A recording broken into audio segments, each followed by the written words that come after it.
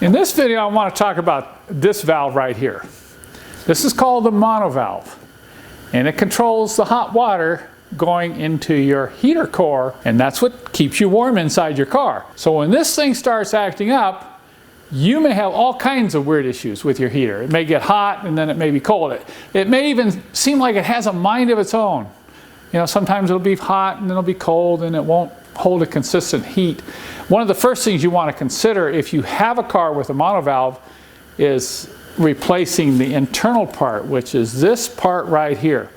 Has rubber seals on it. There's a number of things that can go wrong with this, but it's a fairly inexpensive part, and it is something that you can replace yourself. If you're wondering whether your car has a monovalve, these did not come in all the cars. Most of the cars during the 80s, except the 201 and the 124, had these. It was the later 123 chassis.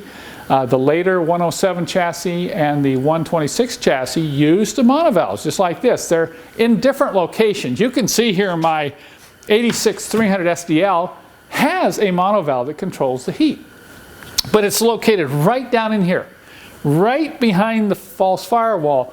So I can't even really show you that in this video. And that's why I'm holding this valve here, so you can see what these look like.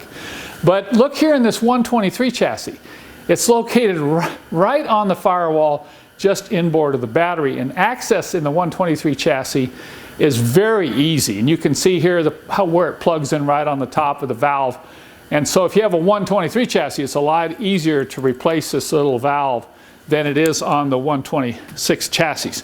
Now what we have as far as resources on my website, we carry these valves, and we have them complete with instructions on how to install them yourself. But I also have an on-demand video that goes through a real detailed advanced troubleshooting sequence of how to make sure your valve is working properly, how to test it, what to look for, and some of the problems you might run across. So if you're having monovalve related issues in your older Mercedes-Benz, be sure and check out all my resources on my website.